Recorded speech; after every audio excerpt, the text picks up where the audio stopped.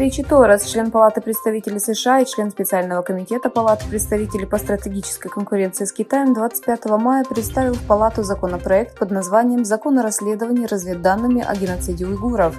Согласно заявлению Ричи Торреса, 25 мая законопроект требует, чтобы Национальное разведывательное управление США готовило и предоставляло Национальному собранию ежегодный отчет о продолжающемся геноциде против уйгуров.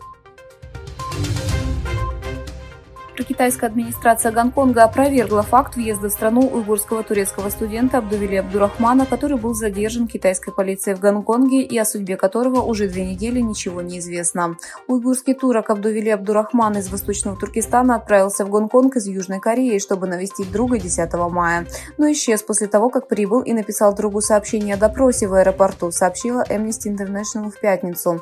По словам организации, последние 7 лет он учился в Сеуле и защитил докторскую диссертацию. Прокитайское правительство Гонконга заявило в своем выступлении, что это безосновательные и беспочвенные заявления от Amnesty International с попыткой опорочить власти. Уйгурские активисты за границей раскритиковали Гонконг, отрицающий свою причастность к местонахождению студента. Уйгурские неправительственные организации за границей призвали Верховного комиссара ООН Фолькера Тюрка разъяснить свою позицию в отношении геноцида уйгуров. Уйгурское движение отреагировало на то, что Фолькер Тюрк, Верховный комиссар ООН по правам человека, не упомянул геноцид уйгуров в своем последнем заявлении на пресс-конференции ООН, состоявшейся в Женеве 24 мая, и не подчеркнул преступления вторгшегося китайского режима против человечества. По сообщению китайского пропагандистского агентства Синьхуа, Ван Хунин, председатель политического совета Центрального народного комитета Китая, находился в Восточном Туркестане с 22 по 24 мая, где посетил Синьцзянский музей Исламского института в Урумчи, Синьцзянский университет, искусственный древний город, туристический центр на земле древнего Кашгара, мечеть Хэйдгях, а также деревню Аягминген.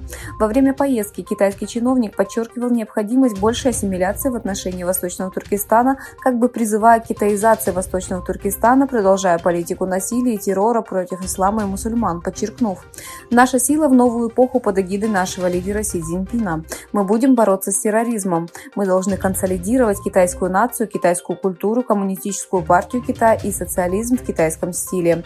Он еще раз раскрыл скрытые мотивы Китая в отношении невинных людей, проводя брифинги.